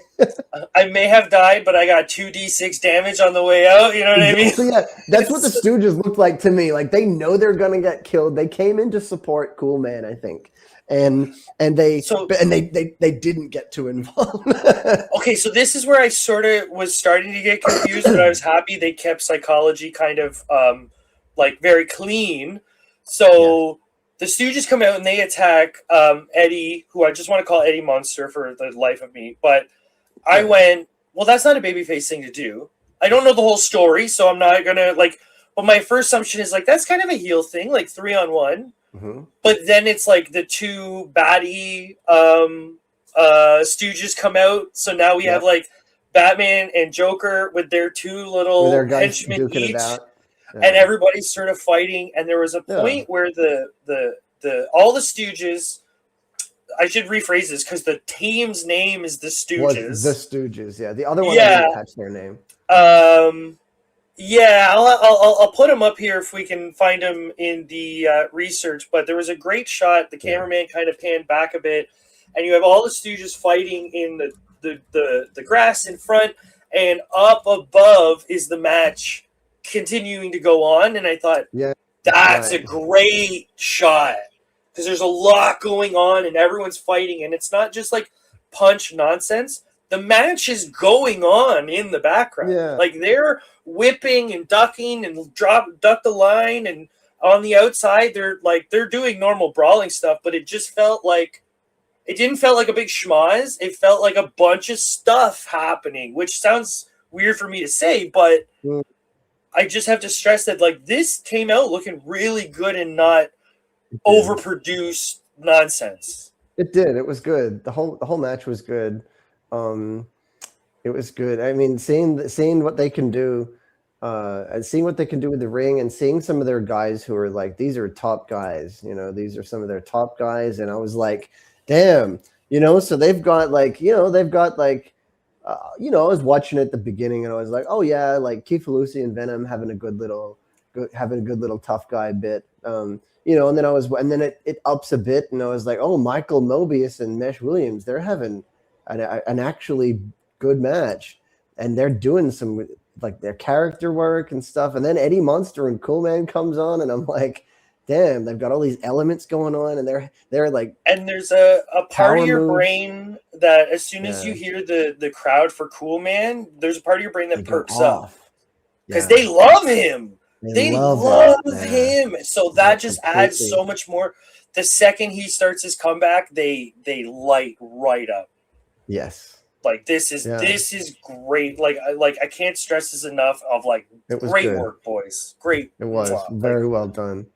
I noticed that they had a I am the table spot because they had a little table set up and they go to put the guy through, and that did like bend and didn't budge. So maybe work on your Ugandan Japanese tables. But they imported that table from Tokyo. I did enjoy that was one match. Yeah, one whole match. The other videos were short and sweet, but this was like, this is a legit wrestling match. 20 minutes is a good chunk. I appreciated that too, because as somebody like for me personally, the main promotion that I watch is New Japan Pro Wrestling, and it's been my main kind of promotion to watch for about 10 years. This year it will be 10 years in October. Oh my goodness. And so like as the main thing that I watch, I'll watch other stuff obviously. But so for me, like when I'm watching a promotion and I'm looking and I'm seeing a match that's kind of top of the card, one of those top of the card sort of matches, I want to see it go for like, I want to see like a 20-minute match or something like that. I want to be able to, sometimes if I see a show, sometimes at least for what I'm used to seeing, if I see a show and like I get to the main event and it's like 15 minutes and I'm thinking you're just getting started and it's already over. We're like getting to the crescendo and you've just capped it all. You kneecapped it, but this was a fully realized match. And it was good. And the crowd was loving it. The interference was great without being, they didn't get too involved in the main in the main combat between Eddie and Coolman. Yeah, the henchmen sort of stuck to the henchmen, to the side. They were supporting their boys and dealing with each other in the background while these two were like slamming each other and doing these suplexes, and it was cool. It was good. And it's like this, ate up every bit of it. This isn't the main event. No, someone's got to go on after this because they're loving this. But I was like, no way they're going to top this. The crowd's loving it. Yeah. And what we'll call our main event, I don't know. Like I said before, these are only videos from the show. So hopefully this was the main event because this is Alexi. What is it? Alexin Noah versus Naguti. Naguti again. For the Soft Ground Wrestling Championship. Did you get a look at the belt? Yeah. What did you think of the belt? It was a decent belt, like for it looked like fairly traditional, like right, like it screamed to me. It seemed like one of the old IC belts, like from the early '90s. It seemed like, hey, let's buy a replica or like a really good version of this, but just change the letters. I'm totally fine with that. Like it looked that's like a not traditional. A fault. I was happy with it because to me, like it looked like a traditional title belt, and I'm a sucker for that. I don't want to see. I don't want to see a belt that's just a gigantic logo. Like I don't like that. I don't like the WWE has this trend. The UFC titles, I will say, are even worse than the WWE ones. The UFC titles now are shocking. So you're more of a fan of like an NWA, IWGP. Absolutely, I love. Let's have a crown or. Yeah, let's get a crown. I don't mind some innovation now. Like I like Dragon Gate when they had the conceptual belt of you're the number one contender. You get a key, and if you win and you beat the champion, you get to unlock a chamber on the belt, and you open it up and you write your name in there along with everybody else, and then you close it and lock it. And Didn't anybody that Lucha Underground do something where it was like you had to collect parts of a belt to hold the belt? There's like 7 talismans. Yeah, and it's so cool. I like stuff like that, but I just don't want a belt that's just, it feels like I'm being marketed to. It feels like a corporate. It's soulless. If there's a concept but this was a traditional belt. It was nothing, amazing, but it was traditional United States title belt, and that's good because they're establishing. Perfect. I think it's legitimizing for SGW. And it's like not. I'd say this a lot, but it's like I don't want this to sound bad. The belt might be the best looking thing in the whole show. Yeah, like if you put that belt on the table, people are gonna go. Locals are gonna look. They're gonna go, "What is this? What?" They're gonna be attracted to this big dirty belt. This is a champion. This is 100%. This was yeah. I don't know if this was donated as well. I could potentially see it being in the package, but yeah, this was it was a nice belt, though. I was very happy with this because who comes out first? Naguti?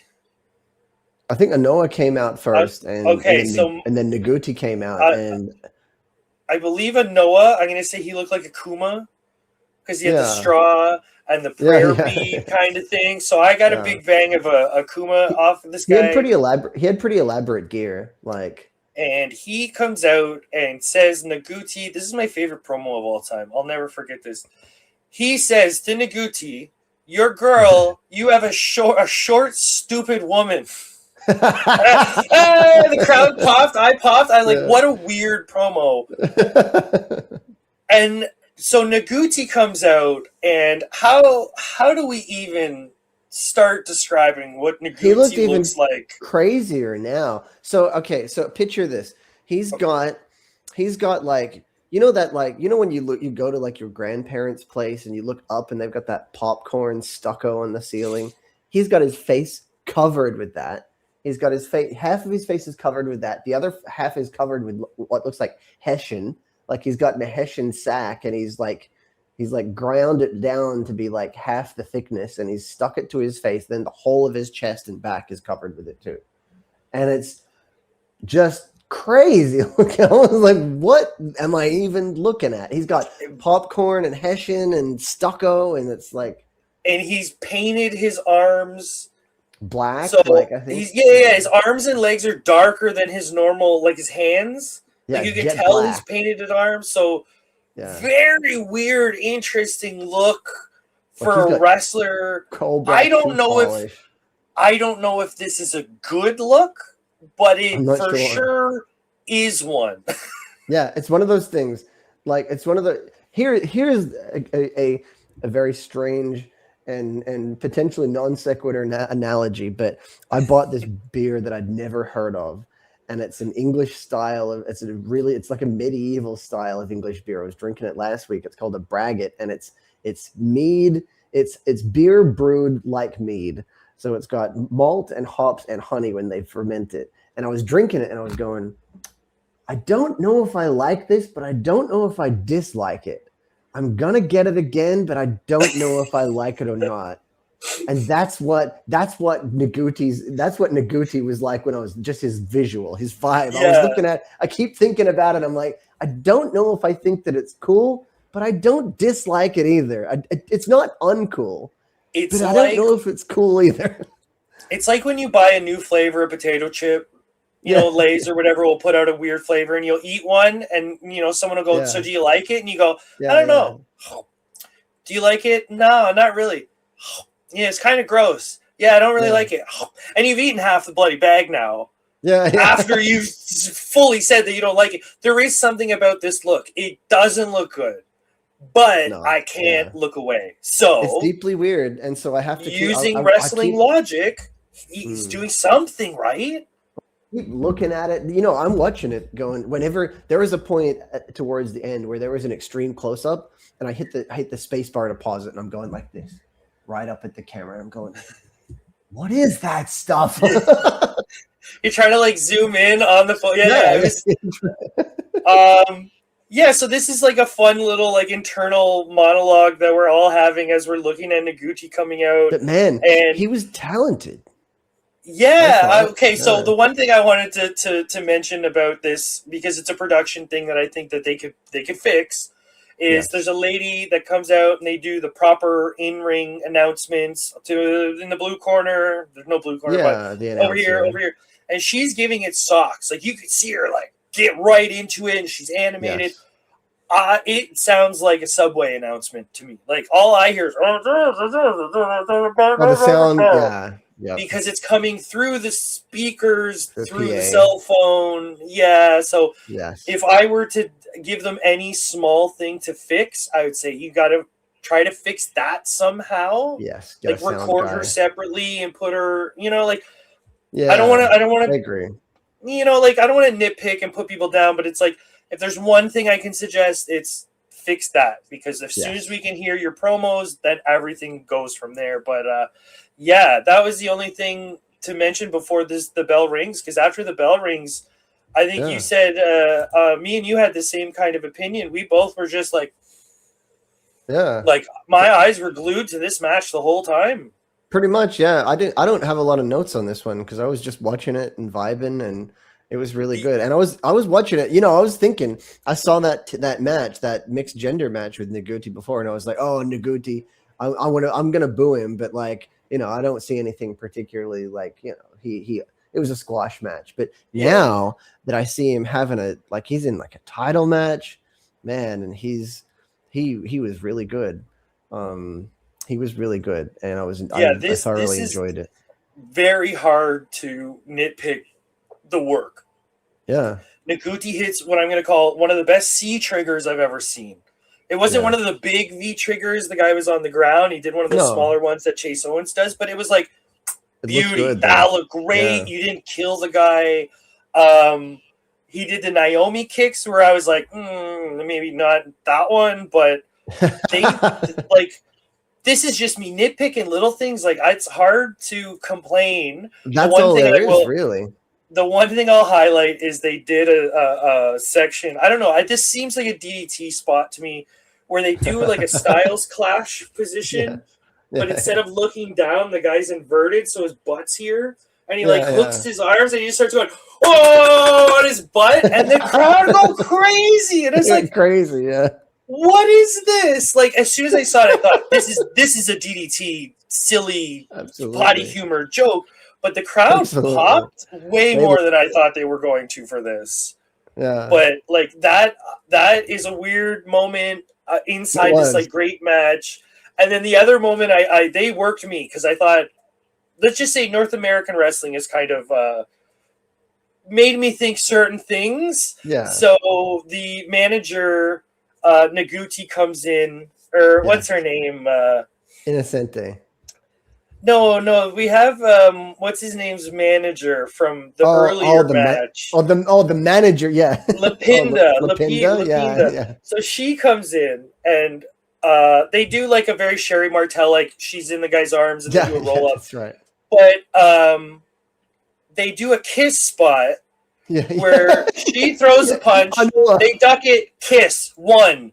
Throw a punch, duck, kiss, 2.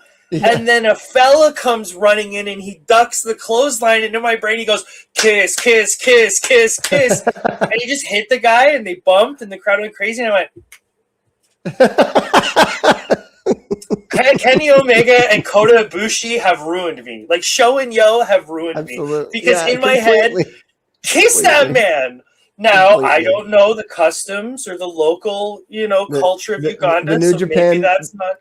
The New Japan boys' love runs deep. It's something we're very much used to. Yeah, and especially if you watch smaller, like, DDT or funner indies, you're going to see weird, silly, like, homoerotic spots. So one of my favorite guys in DDT, Dino, he does that kind of stuff all the goddamn time. He's so damn funny, too. And it was a good spot. Now it wasn't what I thought was going to happen, but the crowd lit up and had a flow. And they're really connecting with the crowd. My only complaint here is they do a top rope famouser, which part of me was like, "That's crazy! Just don't do that because it's going to kill your hip." They don't know. They don't know. And then no, he picks him up and does a move for the 2 count. And I was like, my guy, do the 2 count off the top rope, famouser. That's crazy. And then Anoa misses the splash. Was it Noguchi hits a dang old good lethal injection? Yeah, like he had well spring. executed too. They both jumped. They looked great, and the crowd really went good. crazy. Yep. And the finish. So you might. I don't know how to say it perfectly. It was a perfect bomb. It was a fisherman suplex, but he like jumped. I know Seth Rollins has done it before. You do the fisherman suplex, the perfect plex, but as you go over, you like jump with. Oh, yeah. So you land together as a unit, and it's like a fisherman buster bomb or something. I'm not really sure the appropriate terminology for it, but we don't. The finisher it was not something that we see very often. Very rare, and I'm going to give credit where it's due. It was a slam move into a pinning position, and they ate that up, and it was like this is amazing. They legit count 3, and the crowd goes crazy, and the crowd's done something I don't think I've ever seen, or maybe it was just highlighted because of the imagery. People in the back rows were picking up their chairs and shaking them above their head. And I don't think, like, maybe early ECW, I've never seen that. They never seen that. But the imagery of the white plastic backyard chairs that everyone flying owns, around. Nobody, like, no matter where you live, we all have that same backyard chair. And there go uncles and aunties are going mental. And I was like, this is wrestling. 100% on board. Whatever thoughts I had about this going into it, it was amazing. So, any thoughts on the main event before we get to the kind of wrap up? No, it was really good. It was really good, and I was pretty impressed by Noguchi in that match. Anoa was good too. They were both great. You know, and they were smart enough to have he poses on the turnbuckle with the belt, and then they do each corner while the music's playing. Beautiful production. Surprisingly good production for being an indie in a place that doesn't have a whole lot of resources to draw on for pro wrestling experience. You know, they don't have like Lance Storms floating around. They don't have Al Snows floating around. They don't have Wiggins Snake Pit or anything like. And they've still got the graphics. The graphics like from when they're pulling up the nameplates. When they're showing lower thirds, as they're called, that is, as we've been watching a lot of these smaller promotions, that's sort of a measuring stick that some promotions don't have. The fact that you had lower thirds with the names and the company logo, that's a great sign. Someone in production knows what they're doing. And I think another really good sign to me, I know a lot of people have different vibes about this, but if you're somebody that has watched kind of like Lucha Libre a lot before, or Japanese like pro wrestling before, you've probably watched stuff that has Japanese commentary, or if you've seen like Stardom before, like I used to watch a lot of Stardom. Stardom had no commentary, and there was never a point. Now, albeit when I first started watching Stardom, I was like, whoa, no commentary. That's weird. But it didn't very quickly, like 1 or 2 matches in, like by the second match, I just didn't give a shit, because it was like, you know, they're on point with the characters, with the storytelling, with the wrestling. And, you know, I'm not saying Soft Ground is like at that level, but I didn't care for a second. I never found myself caring that there was no commentary, because I didn't give a damn, because I was watching it and I was like, damn, I understand everything that's happening. I understand everything that's happening for the most part. There's a few confusing bits, but I'm picking up the basics of it, which you know, like I've watched Japanese stuff before, and some promotions, like if you watch New Japan, you're probably going to get an idea of what's going on. But sometimes I watch like American wrestling. You know, there was a period where I was watching AEW Dynamites for ages, and I had no goddamn clue what was going on. And we've got English commentary, and I've got a friend behind me going, well, if you would know what's happening if you watch Being the Elite that was on Sunday, and if you watch you if missed you watch Dark. the 300 That was TV show, you missed fucking Thunder on the weekend, and it's like I'm watching SGW. Like I watched all of these, and I had a basic understanding of everything that was going on, and I never felt like I had to start Googling or anything. So I thought that overall, it was good, and I would absolutely recommend people go check them out. on the psychology part, I will say it seemed like they were smart enough they were telling stories in the ring and not using, like I always say, are you using wrestling to tell a story, or are you using the stage to tell a story? They were using wrestling to tell a story. They didn't go, your mama and my girlfriend and my baby. There was none of that Jerry Springer. Like they did have a female manager that was with one wrestler and a different wrestler. So there might be a little of that going on, but it never for a moment felt like remember the time where it was Raw and it would open up with the Authority cutting? Like, if there was none of that. All the promos were very like, I don't like you, you don't like me, let's fight. And that's fine by me. Those are serviceable promos. They have a point. You're building something.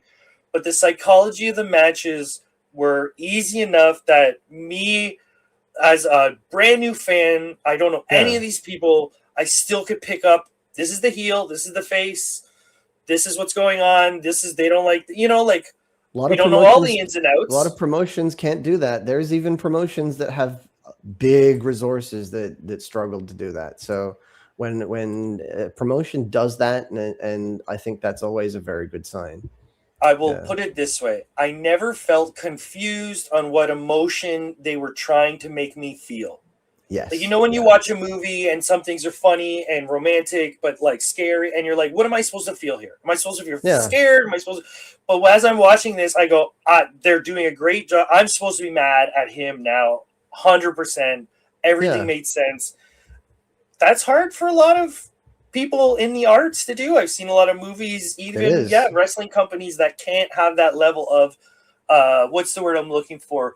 Cohesiveness. Like very easy to understand, very easy to just plug in and go, I get it. I can cheer with the rest of the crowd.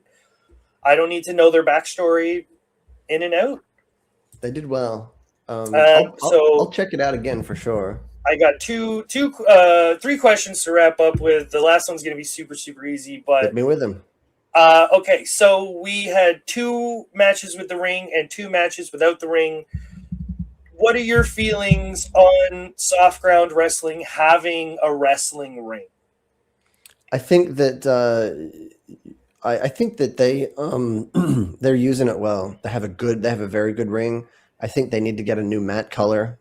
But they need a new canvas that's a different color. But damn, they've got a good ring. They've got a real good ring, and it's used well. I think the soft ground. Go ahead.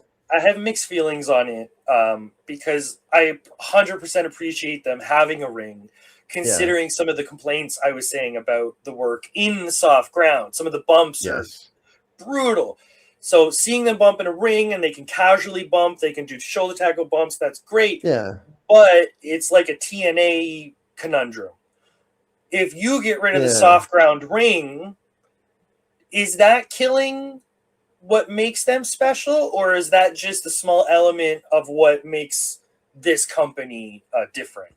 I think if they keep the mix, it seems like something that if they're using, if they have the ring there for like a big title match or something, then it's kind of like, oh, we're going to the ring for this one. And then it's, or we can go to the soft ground. It could be, I think it's as long as they can find a good balance.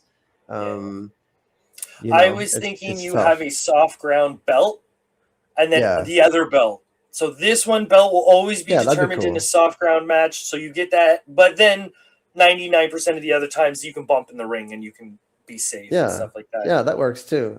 I think I think So, um oh, I yeah. think that they still they're both good in their own way, and I think it would behoove them to find the right balance and keep doing both, because they're just try to avoid leaning too far into one, because they might lose their soul a little bit. But I think they're doing everything I watched was good. So yeah. This might be a kind of more abstract question, but I hope you'll know what I mean.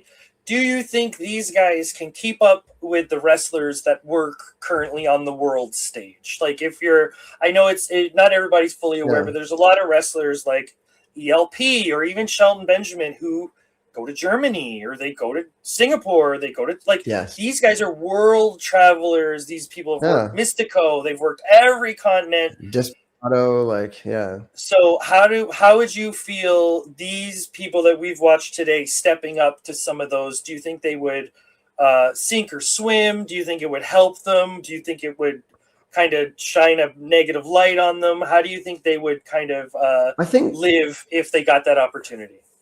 I think some of them would do real well. I think it would be a case of some of these guys. I think you would probably need to give them a bit of time. Like I think places like I think some of these guys. If I'm thinking about like uh, oh, where is it? Yeah. So if I'm thinking about like Buffalo and Venom, they were having a good little strong style kind of match early on. I think those kind of guys, if send them over to like a performance center or a dojo, let them work matches, put them on like an NXT, and I think they'll develop, and they'll have that potential. And then I think there's some guys that, I think about guys like Eddie Monster and Cool Man. I wouldn't book him. Now, I wouldn't necessarily, if you're sending him to like Dragon Gate or Ring of Honor or something, I wouldn't probably put him in the main event straight away.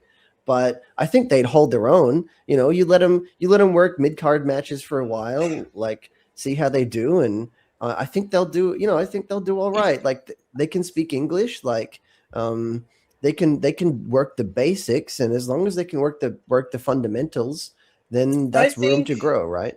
I think in a couple years, if you told me that Cool Man beat Robbie Eagles in a one-on-one match in France or Absolutely. Germany, I'd go, Yeah. that makes sense. That's amazing. These Yes. guys are Yeah. slowly getting out of their continent and reaching out to the other pro wrestling communities and learning and Absolutely. growing. I think that's. I think there's a couple of them that might get the spotlight put on something bad, like if they might get the Absolutely. black light. But yeah, So some of them you would want to send them to the dojo or like a performance center or something, and just let them work for yeah, like a year or something. Some of these guys are the kind of guys like there are some wrestlers, for example. I'll use a couple of examples of people that did this, because now there are, like, New Japan, for example, has had people like this, where they are independent wrestlers that worked for a couple of years and they were not good enough to be at the level of a company like New Japan. But so typically your trainee in New Japan is somebody that has never wrestled before. Much like people that WWE signs, they sign people that have never wrestled before. They train them up into their style. New Japan does it too. They both do it. But sometimes New Japan will sign somebody like Gabe Kidd, who had a couple of years under his belt, was okay. And then they gave him like 2 years in the dojo, and then they brought him out.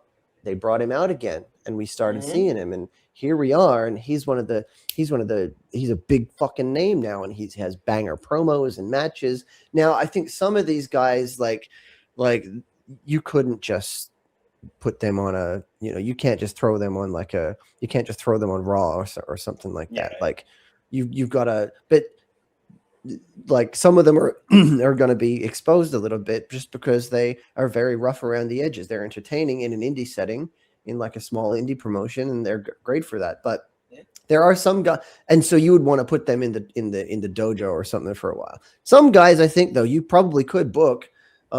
You probably could book in, like, you've got to be realistic. and see how they go for a while. And I wouldn't be surprised to hear, like, oh, Cool Man was, like you said, oh, Cool Man beat Robbie Eagles in in If Melbourne Cool or Man something. showed up to the NWA, which has 200 people, 100 people in their stands, I would say that's Yeah, what do they call that? A parallel move, right? Like yeah, you're not going up, but you're doing to other companies that are equally the size. And it's like absolutely. I would think that'd be amazing to see some of these guys. And they have a look. They look sort of plain, but Yeah, physically they have a look you might not see in yeah. North America all the time. They got, you know what I mean? So it's like they might stand out now Some that of them I could they see. have different I complexions and stuff. some of the top, some of the more skilled guys here, I could absolutely see them. I would not, they wouldn't be out of place. Let them see him pop up at a clusterfuck or something, and Yeah, they'll draw some attention to themselves and maybe get bookings. Like in repetition and getting reps and doing seminars in a wrestling school when you're in the area, that type of thing, as some people do. Like, I think there's real potential, and I think. If SGW continues, and I guess the biggest hurdle with promotions like this and the talent in an area like this is it's so sensitive to management and having people who are serious and they're committed and they're not too corrupt. Um, yeah. right? I mean, this is professional wrestling we're talking about, so we can be self-aware of our genre. Yeah, like Australia had this problem, not to get too much into it, but there was a time when there was a huge, independent Yeah, Australian promotions would sell. They'd get like 10,000 people to a show, and they lost their TV deal. And what happened, that the people that were the big stars, they just were not committed. They pretty much retired, and the yeah, whole thing just collapsed pretty much overnight. So they just weren't committed. So it took one negative thing to happen. If as long as SGW has people that are committed and they yeah. can maintain the momentum they've got, I think they've got a base that they can grow, and maybe they can bring in people that maybe they can book people to come in and help train, and in a couple of years, and grow, and They some of these guys might be able to get booked somewhere.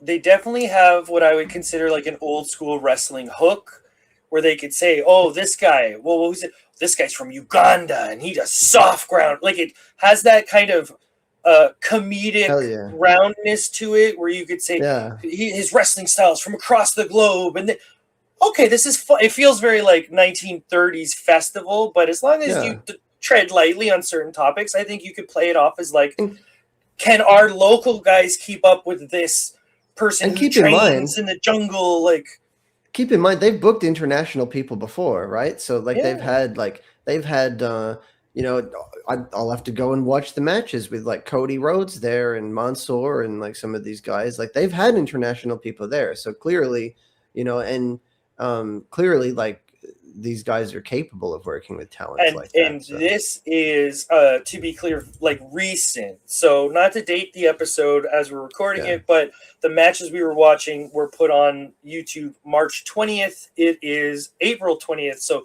a lot of this stuff we're talking about is very recent, very new, ongoing And I would stuff. say Like, I would say some of the, to the point of you know I have been to indie. I'm not trying to run anybody down. I mean this in a fairly dispassionate way, mhm, but some of these matches were much better than matches I've seen at indie shows I've been to. So yeah, I certainly think at an indie level, some of these guys, I could Cool Man put on a better match than a lot of people I've seen wrestle at indie shows. So I'm not running anybody down, but I just, it was a we're really not good putting match. you down, we're putting him No, yeah, over. That's the way we're kind of, putting yeah, him over. That's what I'm saying. So yeah. like, there's a level of talent there that they absolutely could hold their own in the indies, at least I think in some areas. Yeah, for sure. And that's a, yeah, I would see Cool Man or I would.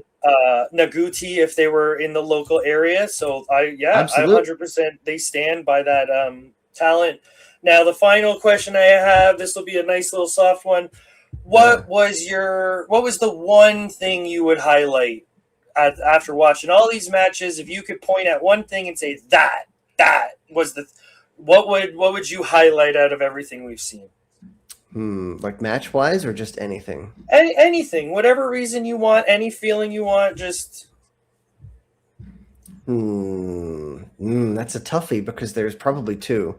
So I'll pick one. Yeah, you can. I want to say one of the I want to say I want to say one of the soft ground matches, but I'm not actually gonna. I'm gonna say Eddie Monster and Cool Man. I'm gonna say Eddie Monster and Cool Man. Yeah, it's really hard to. Even though the main event you could almost say was better, the Yeah, Cool Man match had more oomph to it in a way. There was a bit yeah, more going on, a bit more style. Yeah, I it was would. good. For a personal highlight, it's so. I would say I forget the name of the move, but that fella's finisher where it looks like everything is evil, but they go face first. Yeah. That Oh yeah. selling of it, the impact, Yep. hopefully that was done safely, but that was vicious and brutal. For That's something on this, for something if it's for moves as well. Um, Michael Mobius doing a leg sweep face buster on the soft ground, I would highlight that as well. For yeah, anybody that there wants was to know what the soft ground can be like in terms of where it sits in the spectrum of on one side you've got Atsushi Onita with no ring and barbed wire and C4, and on the other side of the spectrum you've got WCW and it's just Ric Flair and Ricky Steamboat just kind of doing a traditional match. Like if you want to get an idea of where the soft ground fits into the spectrum, watch Michael Mobius doing a leg sweep facebuster on the soft ground.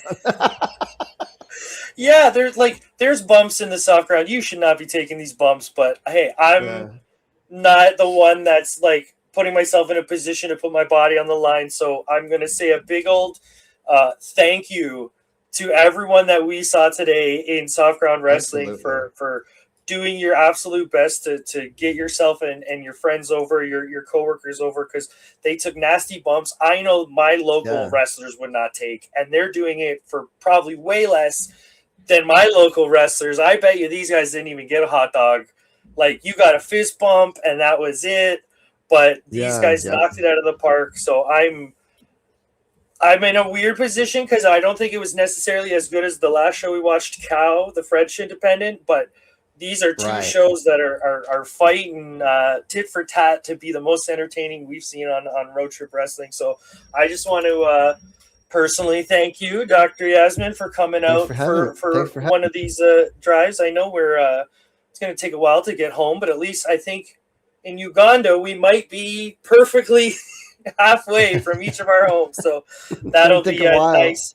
Yeah. So as we wrap up, how can everybody find you to check out your stuff? Well, first of all, I would say go to youtube.com and go to SGW Ugandan Pro Wrestling to check them out. If you want to check me out, the best place to find me is on twitch.tv/Dr. Yasman. That's twitch.tv/DRYAZMAN. You can find me there. I have a Discord server. You can join me there. Yeah, I stream at least 3 times a week, typically on Mondays and Fridays at 8 a.m. Eastern time.